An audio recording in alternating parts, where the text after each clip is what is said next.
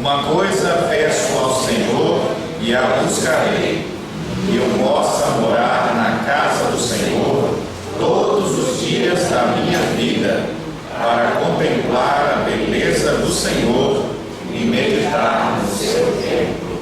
Amém. Meus queridos, o dia 10 de março de 1557 é um marco para todos nós, porque depois de várias tratativas, chegou ao Brasil alguns irmãos protestantes pela primeira vez. Havia um projeto chamado França Antártica, aqui no Brasil. E esse projeto trazia então alguns refugiados huguenotes da França, e uma grande personalidade conhecida aqui para fazer isso era um homem chamado Villegagnon, que foi colega do próprio João Calvino. E ele então, trazendo franceses, uma leva atrás da outra, ele percebendo então a disponibilidade, o quanto essa terra era boa, ele falou: aqui nós temos um terreno fértil, tanto para que o nosso povo possa vir, morar aqui, como também para a gente desenvolver a nossa fé, porque nesse país não existe a fé protestante, apenas a fé católica, e um monte de índio para ser evangelizado. Então há uma carta do Villegagnon para João Calvino, pedindo para que ele mandasse algumas pessoas para o Brasil. Então João Calvino recebeu essa carta e enviou para cá várias pessoas, 10 credenciados pelo próprio Calvino, entre eles 2 pastores, Richier e Chartier. Além desses pastores, havia outros homens altamente conhecedores da palavra de Deus, homens piedosos, crentes, que queriam vir para cá, diferentemente dos anteriores ou dos que aqui estavam, que vinham só para arrancar o que tinha em nossa pátria. Eles vieram para ficar, para desenvolver esse lugar. Então, no dia 10 de março, depois de vários meses no navio, eles desceram, quem sabe, bem enjoados daquela viagem, mas agora estavam com uma alegria tão grande, e eles então procuraram algum lugar, viu uma cabana rústica, ali na Baía de Guanabara, e então eles se reuniram, poucos homens, se reuniram ali naquela cabana, e fizeram o primeiro culto que nós temos conhecimento da história. Cantaram o Salmo 5, como nós também cantamos no dia de hoje. Eles se reuniram, oraram a Deus com grande alegria, por poder ter chegado aqui, por Deus ter aberto essa porta para eles. E o pastor então pregou baseado no Salmo 27, versículo 4. Uma coisa peço ao Senhor e a buscarei, que eu possa morar na casa do Senhor todos os dias da minha vida, para contemplar a beleza do Senhor e meditar no seu templo. Alguns dias depois, no dia 21 de março do mesmo ano, eles realizaram a primeira Santa Ceia em solo pátrio. A primeira Santa Ceia da história das Américas foi realizada por irmãos nossos em 1557. Aí você pode estar pensando: pastor, eu não sabia dessas coisas não teve isso mesmo, foi? E quem sabe você esteja perguntando: e por que a gente não sabe muito dessa história? E por que isso não, parece que não gerou muitos frutos? Porque ninguém fala disso. A gente fala mais do povo que chegou aí, como falam aí do Simon, que chegou em 1859, outros que chegaram depois. A Assembleia de Deus, que é a maior igreja do Brasil, comemorou 100 anos, então chegou em 1901 no Brasil. E como é que você está falando de 1557? Esse povo, por que eles não se desenvolveram aqui? Eles chegaram bem no início, na mesma época em que os jesuítas estavam chegando aqui também, para catequizar os índios, para desenvolver a fé católica aqui. Chegou também os protestantes. Por que a fé protestante não desenvolveu como se desenvolveu o catolicismo no Brasil? Ah, meus queridos, essa história ensanguentada que eu vou lhes contar, ela não é muito simpática para muita gente, então prefere se omitir. Mas você pode pegar livros do período colonial, você vai ver mais de 15, 20 livros que contam essa história. Um dos livros que você quiser estudar um pouco mais é o livro Os Mártires de Guanabara. Então você já sabe o que vai acontecer com eles. Esses irmãos que aqui estavam, desejosos de ver o trabalho do Senhor crescer, dispostos a evangelizar o Brasil, que tinha o apoio do Villegagnon, que disse: venham para cá. Esse homem, esse mesmo Villegagnon que os trouxe, ele agora começou a ser questionado por um e por outro, e ele acabou apostatando da fé protestante. Acho que ele não era calvinista não, acho que era arminiano pelo menos. E ele acabou apostatando, ele acabou desistindo da sua crença protestante e se tornou agora aliado ao catolicismo. E como tal, ele disse: os franceses podem todo mundo embora. Mandou providenciar uma embarcação, um navio, foi colocando essas pessoas embora, todos vão embora. E os pastores, então, animados com a possibilidade de desenvolver-se no Brasil, não, vão todo mundo embora, não quero pastor nenhum aqui. Os 2 pastores foram embora, os outros irmãos todos foram embora. A embarcação pesada demais, eles viram que a viagem ia ser danosa, e alguns irmãos tiveram que retornar. Entraram numa pequena embarcação e retornaram do navio. Ao chegar em terra, foram presos imediatamente por Villegagnon. Mandou prendê-los, e agora eles presos, o Villegagnon começou a questioná-los acerca de sua fé. E esses homens presos, então, nós temos os nomes deles, pelo menos de 5 deles: Jean de Bourdeau, Matteo Verneville, André Lafon, Pierre Bourdon e Jacques Le Ballet.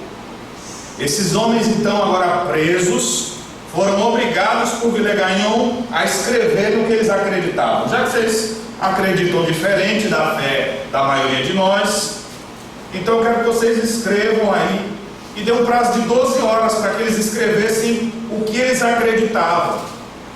Esse Villegagnon é conhecido nos livros de história como o Caim das Américas, o grande apóstata, porque ele que trouxe o povo e depois, como diz na linguagem popular, virou a casaca, né? Acabou desistindo daquilo. Meus queridos, esses irmãos, então, sem ter um compêndio teológico, sem ter uma Bíblia sequer na mão, presos, esses homens, então, se reúnem num prazo mínimo e escrevem um documento conhecido como a Confissão de Fé de Guanabara. Você pode, se você quiser ter acesso a ela, você pode digitar em qualquer no site aí de procura rápida, que eles vão lhe dar a Confissão de Fé de Guanabara. E o que eu acho interessante, eu não vou ler para vocês a confissão inteira, mas uma parte dela, o início dela, diz assim, eles começam o texto assim: segundo a doutrina de São Pedro, o apóstolo, em sua primeira epístola, todos os cristãos devem estar sempre prontos para dar razão da esperança que neles há. E isso com toda doçura e benignidade, nós, abaixo assinados, Senhor de Villegagnon, unanimemente, segundo a medida da graça que o Senhor nos tem concedido, damos razão a cada ponto como nos haveis apontado e ordenado, e começamos no primeiro artigo. Aí tem uma série de artigos. Mas olha só, ele não chega assim: não deu tempo de escrever, não fiz dever de casa. Ele fala: olha, a palavra de Deus diz que a gente tem que estar pronto para responder todo mundo que pedir a razão da nossa fé. Então você quer saber no que a gente crê? E eles então escreveram um documento. E esse documento começa falando, o primeiro artigo fala de quem é Deus. Eu queria destacar o 5º artigo, porque quando eles entregaram esse documento na mão de Villegagnon, Villegagnon leu, enfurecido, pediu então para Matteo Verneville que lesse o 5º artigo. E ele então pegou o papel e leu: cremos que no Santíssimo Sacramento da ceia, com as figuras corporais do pão e do vinho, as almas fiéis são realmente, de fato, alimentadas com a própria substância do Senhor Jesus Cristo, como nossos corpos são alimentados de alimentos. E assim não entendemos dizer que o pão e o vinho sejam transformados ou transubstanciados no seu corpo, porque o pão continua em sua natureza e substância semelhante ao vinho, e não há mudança ou alteração. Ele, enquanto termina de ler isso, o apóstata lhe dá uma bofetada que sangue faz jorrar de sua boca. E esse documento, então, foi a sentença de morte daqueles irmãos. Jacques Le Ballet, por alguma razão, acabou conseguindo fugir daquele cárcere, mas os outros 4, amarrados, agora foram levados até um dos montes altos que existe ali na Baía de Guanabara. E levados um a um, amarrados a balas de canhão, Alguns historiadores contam que eles iam, enquanto caminhavam, iam cantando, iam fortalecendo ao outro, sabendo já do destino deles, iam ser mortos, tão somente porque acreditavam na Santa Ceia, como você acredita, como você que está aqui acredita e que nós vamos participar daqui a pouco. A forma de você participar da ceia hoje aqui foi a razão de alguém morrer no passado. E aqueles irmãos então foram levados àquele monte. O primeiro foi arrojado de um daqueles morros. Ouvia-se apenas a sua voz dizendo: Senhor, tem piedade de mim. Um dos outros que ficaram ali, eles começam a se consolar, se fortalecer um ao outro, e um após um foi sendo jogado, amarrados a balas de canhão e depois silenciados pelo barulho das ondas. Existe um fato muito interessante sobre esse que fugiu, porque aparentemente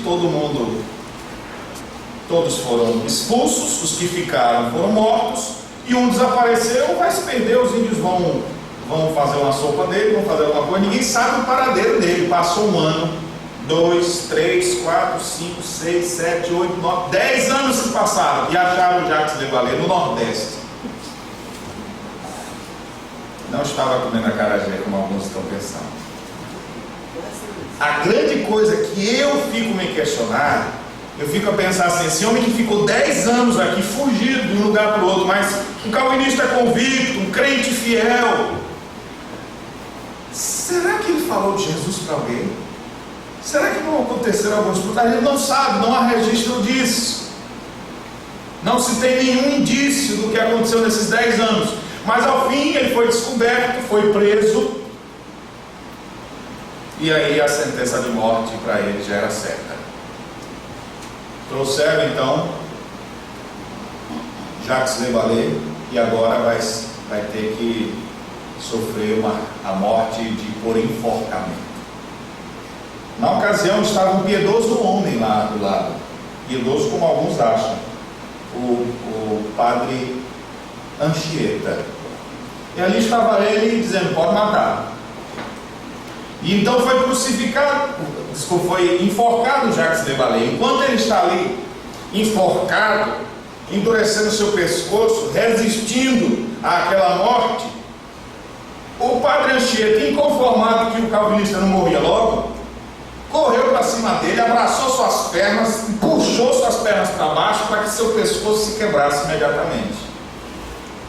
E assim foi dizimada a primeira tentativa de protestantes virem para o Brasil trazendo o genuíno evangelho. Você acha agora por quê? Você entendeu agora por que ninguém gosta de contar essa história? Se você andar no pátio do colégio em São Paulo, tem a igreja de Anchieta, onde o fêmur dele está lá, e as pessoas passam para adorar o homem que mandou matar um dos nossos irmãos do passado. Essa história não é boa para a fama dele. Muitas pessoas não gostam desse tipo de história, mas ela é verdadeira. A primeira tentativa de reforma do Brasil foi completamente dizimada. Aqueles irmãos vieram para cá para trazer o evangelho. Eles não vieram aqui para explorar, para arrancar o que a gente tinha. Não estavam vindo para cá os bandidos, os ladrões, todo mundo que não prestava. Estavam vindo para cá gente crente. A gente olha pelo texto que eles escreveram, e eram alunos da escola dominical de Calvino.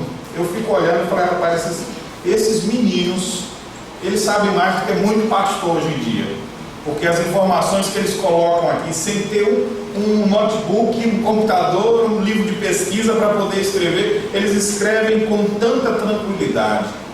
E a sentença de morte deles foi por celebrar a ceia como nós, crentes, entendemos. Nós não cremos na transubstanciação.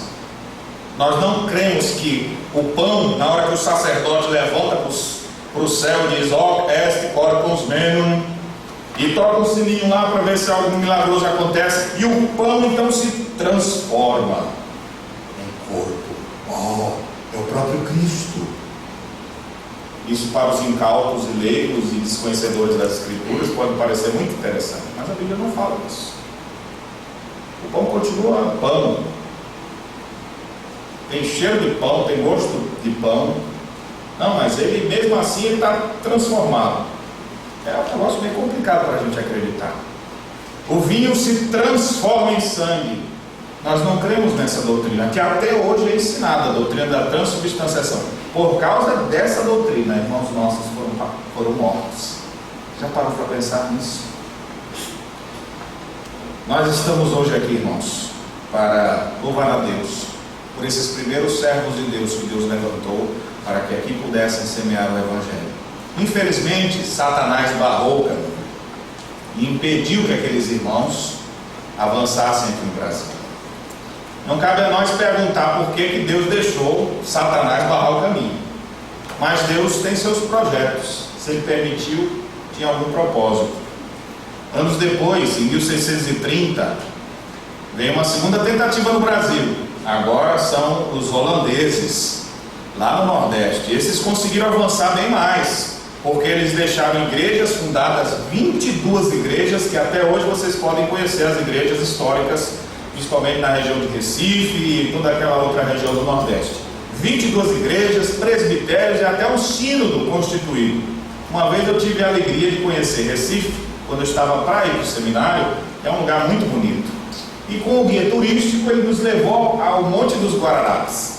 E quando estávamos lá, ele então conta: aqui aconteceu no ano tal a Revolução dos Guararapes, e aqui nós expulsamos os holandeses do Brasil. E ele contava com orgulho assim. Eu falava: quem será esses holandeses que eles expulsaram? Devia ser gente que estava explorando o Brasil. Era de novo irmãos nossos, calvinistas, gente crente, de fé bíblica, que não veio aqui mais uma vez para explorar. Eles desenvolveram as culturas, cultura da cana-de-açúcar e uma série de outras culturas no Nordeste, que estava trazendo desenvolvimento para aquela região. Mais uma vez, Satanás barrou o caminho da obra do Senhor. As portas do Brasil oficialmente só foram abertas em 1810, quando o Tratado de Comércio e Navegação foi assinado entre o Brasil e a Inglaterra. A família real estava com medo de transpor o Atlântico, porque tinha muitos piratas, não do Caribe, mas tinham vários piratas no caminho, e eles, com medo, então, eles pediram socorro à frota mais veloz que existia na época, que eram os navios ingleses. Só que a Inglaterra, nessa época, meu filho, é toda ela protestante. O povo é todo crente.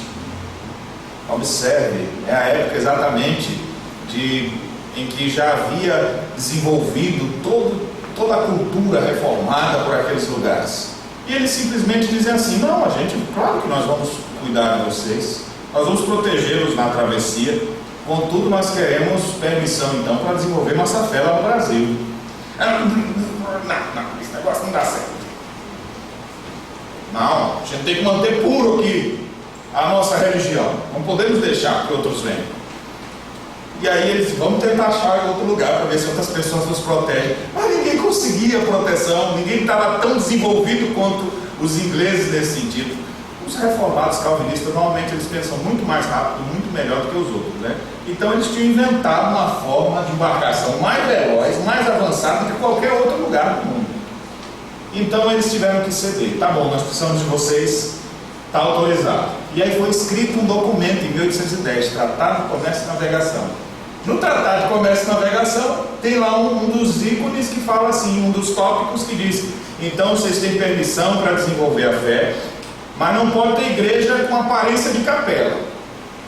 Talvez seja por isso que até hoje as igrejas no Brasil protestantes não têm sino, porque lá também dizia: não pode ter sino. Normalmente as igrejas evangélicas é uma caixa, você já viu? Ela é meio uma caixa. Você vê poucas igrejas aquelas com torres, porque não podia, historicamente não podia ter nada disso.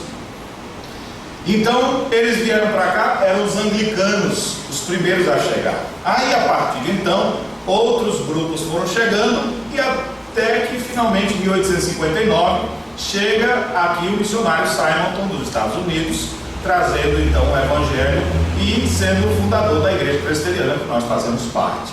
E que nesse ano estaremos comemorando 153 anos de história no Brasil. Deus abriu as portas. E Deus impediu que Satanás de novo barrasse o Evangelho. As portas hoje estão abertas para o avanço do Evangelho. Você está envolvido nisso? Ou você é daquele que Satanás não precisa barrar seu caminho? Você não vai fazer nada mesmo. Tem pessoas que estão tão paradas no sentido de querer levar a salvação de Deus para os outros, que é uma coisa tão natural viver a sua própria vida, que falar de Cristo para os outros talvez não seja uma coisa interessante para muitas pessoas. Para você é importante isso? Eu queria agora me voltar para o texto do Salmo 27, porque ele traz, quem sabe, para nós o maior incentivo para nós nos envolvermos na obra de Deus, assim como os nossos irmãos do passado se envolveram e deram sua vida. Pessoas que tiveram ministérios meteóricos, rápidos, como o próprio Simon, apenas 8 anos aqui no Brasil, e a febre amarela e outras doenças não permitiram que aquele homem ficasse nem na metade da sua vida. Jovem, já faleceu. E outros que foram vindo, mas pessoas que deram sua vida ao serviço do Senhor. Esse salmo, especialmente o verso 4, que eu quero me deter, ele fala então sobre viver sem nenhum outro propósito, senão de servir a Deus. Viver sem nenhum outro propósito, senão de servir a Deus. Para que é que você vive? Para que é que você existe? Qual o propósito da tua vida? Quantos propósitos você tem? Você percebeu aí pelo Salmo 27, apenas para dar uma estrutura do Salmo, para a gente perceber onde nós vamos nos deter, porque eu não me proponho nessa hora a expor todo o Salmo, mas os versos 1 a 3 é um momento em que ele faz uma grande exultação e revela a sua confiança em Deus de todo o seu coração. É como se tivesse acabado de vencer uma grande guerra. E ele diz: isso é a minha luz, a minha salvação. De quem eu terei medo? Exatamente quando você consegue vencer e olha para trás e diz: eu vou ter medo de quem? O Senhor é a minha fortaleza, a fortaleza da minha vida, a quem temerei? Então é alguém que está percebendo o cuidado de Deus, que está sentindo confiança em Deus.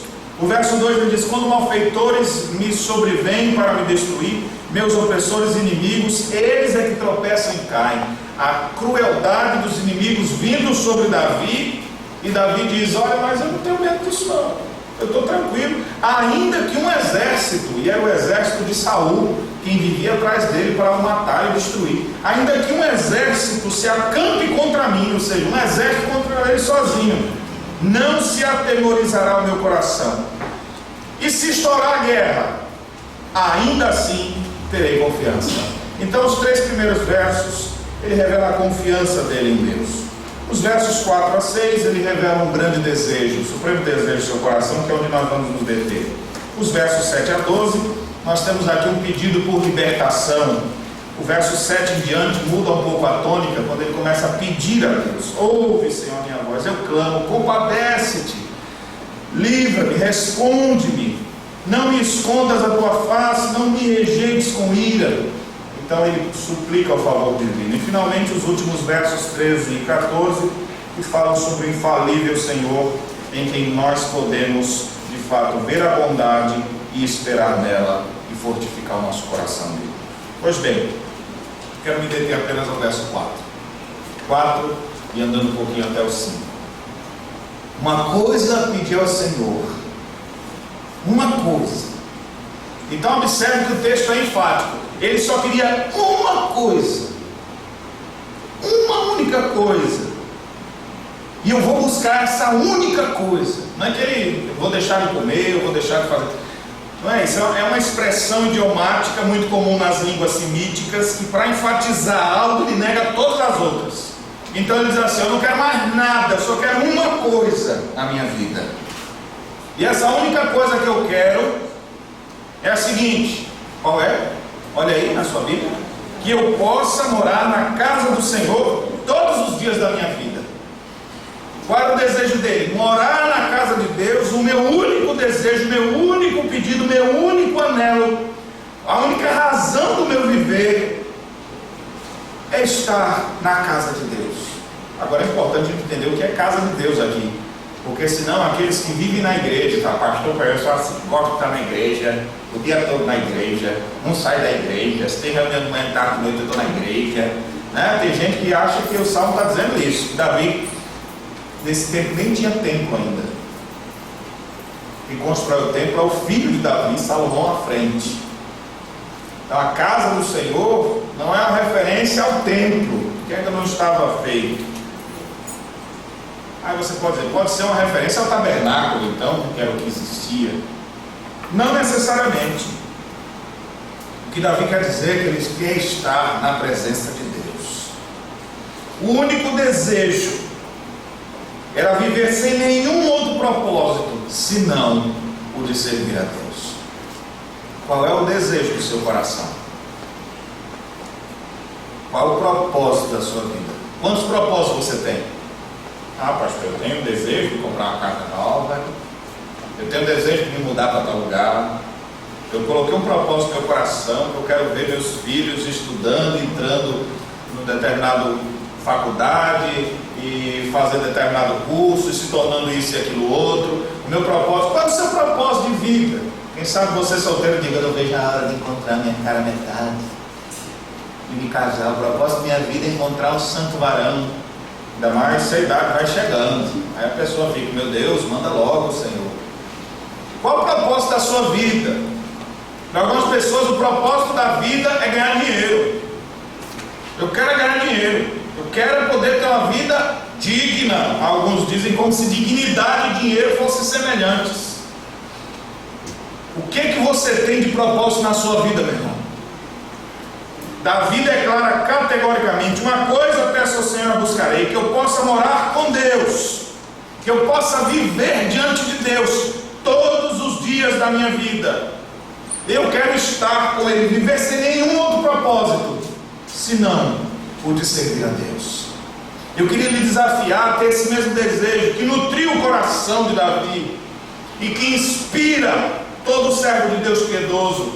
E foi por isso mesmo que aquele pastor, ao chegar ao Brasil e pregar, o que eu vou falar aqui? Eu vou falar do desejo dele. Qual era a coisa que ele mais queria? Era se reunir com o povo para servir a Deus, buscar a Deus. Você tem essa vontade dentro do seu coração de querer Deus? Sim, pastor, eu quero, mas não é querer Deus no meio de um monte de outras coisas, é querer Deus se desfazendo de todas as outras coisas. Só Ele. Eu quero só Deus na minha vida. Para Davi, estar diante de Deus era melhor até do que ele, que estava numa situação de risco, muitas vezes ameaçado de morte. Era melhor estar diante de Deus do que voltar a estar em casa. Era melhor estar diante de Deus do que estar no seu próprio país. Eu estou tranquilo, eu estou com o meu povo. Calvino, sobre esse texto, comenta assim: banido do país, despojado de sua vida, roubado de sua família, e enfim, despojado de sua subsistência, todavia, ele não estava tão ansioso pela recuperação dessas coisas do que pela tristeza e aflição que sentia de seu banimento do santuário de Deus e pela perda de seus privilégios sagrados. A coisa que ele mais queria era estar no meio do povo de Deus, buscando a Deus, adorando a Deus. Você tem esse propósito na sua vida? Esse anelo? O que acontece quando você precisa ir para algum lugar e não tem igreja do Senhor ali para você se reunir com o povo de Deus, para adorar a Deus com o povo de Deus? O que você faz? Existem pessoas que deixam de ir para a igreja há meses. Isso não faz falta. Isso porque o coração está morto, o coração está fraco. A pessoa não tem vontade, não tem um propósito na vida de buscar a Deus. Agora, para Davi, não. A coisa mais importante para Davi era estar diante de Deus. Eu quero morar com o Senhor todos os dias da minha vida. Eu quero estar diante de Deus. E ele revela isso nas outras expressões que aparecem no Salmo. No verso 6 ele diz: no seu tabernáculo oferecerei sacrifício de júbilo. O que ele queria fazer lá? Cantarei, salmodiarei ao Senhor. Davi anelava por estar diante de Deus. Queridos, quando nós vivemos sem nenhum outro propósito senão servir a Deus, é nesse exato momento que nós encontramos sentido na vida. Você que anda procurando sentido na vida em tantas coisas, você só encontra sentido pleno na vida quando você busca servir a Deus. A Bíblia conta uma história em que Jesus dialoga com a mulher. E sabe onde é que ela estava tentando encontrar sentido na vida? Uma mulher samaritana. Aquela mulher samaritana tentava encontrar sentido na vida nos relacionamentos, porque a maioria das pessoas querem encontrar realização em si, realizar com alguém, em viver em paz. Eu acho tão bonita o povo botando as fotos no Facebook, abraçadinho assim, em tal lugar. Normalmente eles estão brigados. Vamos tirar uma foto. Empurra pra lá. Às vezes é isso, mas fica tão bonito. Eu queria ter alguém. Aquela mulher samaritana achava que a realização dela era conseguir um homem, e ela conseguiu, e estava toda feliz. Como diz o gaúcho, estava toda faceira. Aí o tempo foi passando, aquele relacionamento não deu certo, nós não sabemos as razões. Estava ela de novo sozinha. Eu preciso do sentido na vida, não posso ficar sozinha não. Aí apareceu um outro bonitão na vida dela. Ela falou: é esse vai me trazer alegria. Então, casa com um outro. E agora está vivendo um momento de paz. Não sabemos o que aconteceu. Essa mulher separa dele de novo. E ela está de novo sozinha. Não, eu tenho que encontrar o propósito da minha vida. Não posso viver sozinha. Acha outro homem e casa com ele. E fala: agora eu estou feliz. Não, agora vai dar certo. Já deu 2 errados, agora vai acertar.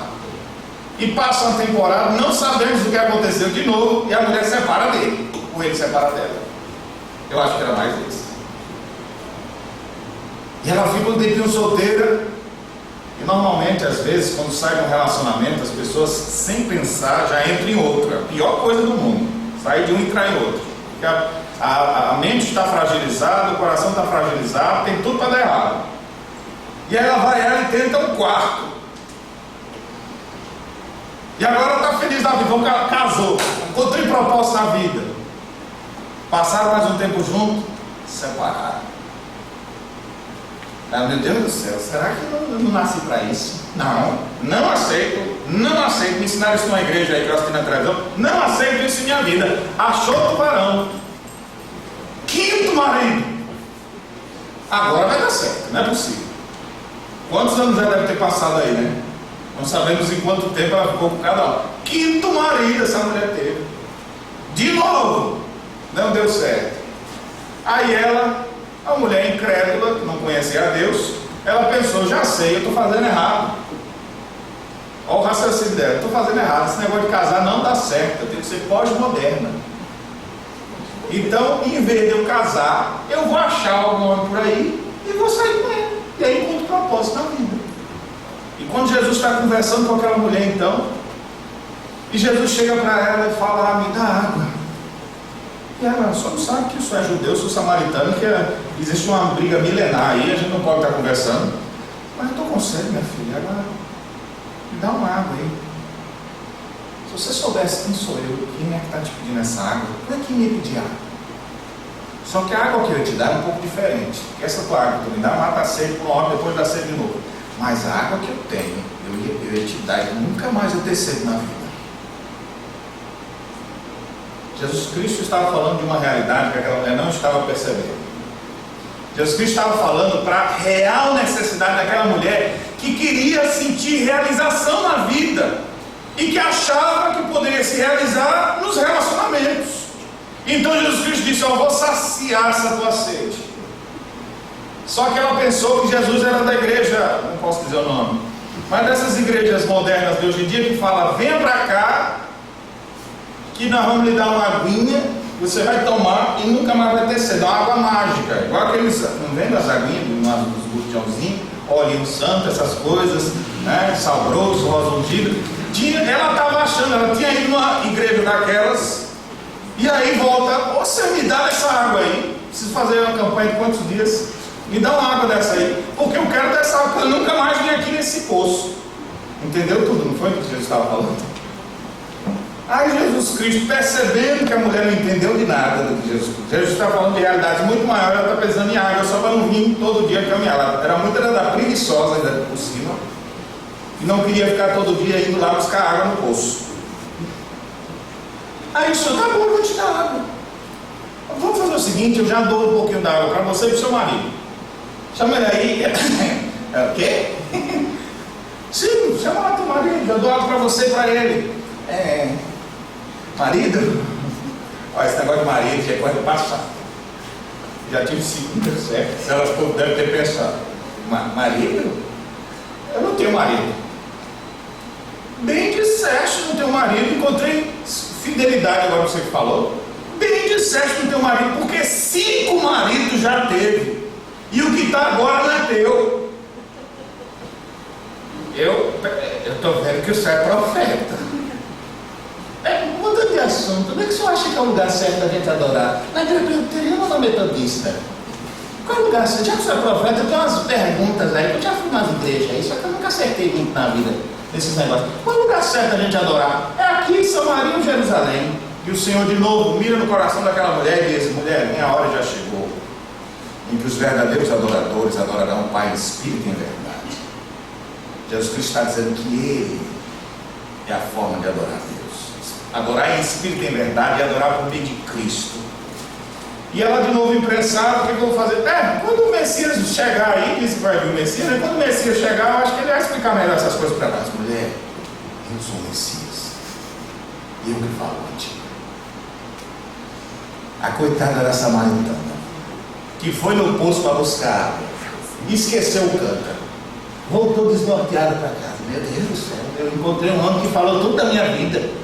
Meu Deus do céu, que tanta coisa da vida dela para ela dizer assim. Ele contou toda a minha vida. Ele contou, ela diz isso porque o propósito da vida dela era ter alguém para lhe fazer feliz. Esse era o propósito da vida dela. Quando Jesus Cristo disse, só isso que Jesus disse: tu teve 5 maridos, que teve é teu. Revelando ali qual é o propósito da vida daquela mulher. Tem muita gente que acha que o propósito da vida são os relacionamentos, que o propósito da vida é ter dinheiro, que o propósito da vida é comprar uma casa, comprar um sítiozinho, ter uma situação melhor. Meus irmãos, isso não dá realização na vida. A única coisa que nos dá realização na vida é beber da água da vida, é beber da água que Cristo dá. Por isso que Davi aqui diz: uma coisa só eu quero, uma coisa só eu quero essa água da vida. Eu quero a presença de Deus, é só isso que eu quero. Viver sem nenhum outro propósito, senão o de servir a Deus. Aquela mulher, pelo que o texto revela, os próximos textos, e pelo jeito ela se converteu, porque ela saiu contando para todo mundo quem era aquele homem. Aquele homem é o Messias, porque ele me falou isso, e um monte de gente creu. Ela já saiu evangelista. E um monte de samaritanos se converteu, e agora os samaritanos tiveram contato com Jesus e disseram: já não é mais pelo que a mulher nos disse, porque nós mesmos cremos que tu és o Filho de Deus. E vários se converteram. Várias pessoas encontraram o propósito da vida. Você já encontrou o propósito da vida, meu filho? Ou você ainda está procurando um emprego, ou ainda está procurando nos bens, ainda está procurando no seu guarda-roupa, na sua coleção? Você faz coleção de coisas para se sentir realizado? É nos bens, é nos relacionamentos.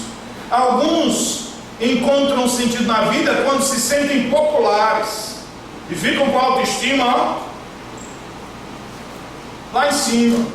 Não, eu estou cheio de fama, estou com todo mundo ao meu redor, eu estou realizado. O que é que causa realização no seu coração? Se qualquer outra coisa que não for Cristo for o que realmente traz realização para a sua vida, meu filho, você está insatisfeito, nunca vai ficar realizado, porque todas as coisas são consideradas a nada comparadas ao Filho de Deus. E o que a gente faz, pastor? Eu quero a Deus, para quê? O salmista diz por que ele queria Deus. Duas coisas. Eu possa morar na casa do Senhor todos os dias da minha vida, para contemplar a beleza do Senhor. Literalmente, a palavra hebraica aqui traduzida como beleza, também poderia ser traduzida por encanto. Era algo, ele entende assim, estar diante de Deus é algo que me envolve, que me encanta, me deixa maravilhado. Servir a Deus é a melhor coisa que existe. É por isso que eu quero contemplar a beleza do Senhor. E ele diz mais, e meditar no seu tempo. Quando a gente encontra o sentido da vida, que é Cristo, a gente começa a contemplá-lo, a gente começa a ver a sua beleza, a gente começa a louvá-lo, a gente começa a meditar sobre o real sentido da vida. Você para meditar? Sim, pastor, eu estou fazendo yoga. Não, então você não está meditando. Você para refletir nas verdades de Deus. Você para ouvir a voz do Senhor. Você para mastigar o que você tem recebido semanalmente ao ouvir a palavra de Deus, ao abrir as Escrituras. Você para meditar nisso, para refletir nisso, para aplicar isso à sua vida. Meus irmãos, Cristo é o único que pode satisfazer a necessidade eterna do nosso coração. Só Ele, nada mais. De dia e de noite. Calvino, ainda comentando esse texto, ele diz assim: era mais amargo para Davi ser exilado do santuário do que ele ser negado acesso à sua própria casa. Para ele, Deus era muito melhor. Ainda Calvino comenta nesse texto, diz: embora esteja ele por algum tempo privado do santuário visível, ele não nutre dúvida de que sempre que precisar experimentará a proteção do poder de Deus. Por isso, a consequência no verso 5: pois no dia da calamidade ele me ocultará no seu pavilhão, no recôndito do seu tabernáculo me acolherá, elevar-me-á sobre uma rocha. Então ele sabe assim: olha, se eu estiver diante de Deus, eu tenho tudo. Se eu estiver diante de Deus, quando eu passar pelas adversidades, Deus vai me guardar. Quando os inimigos se levantarem contra mim, Deus vai me proteger.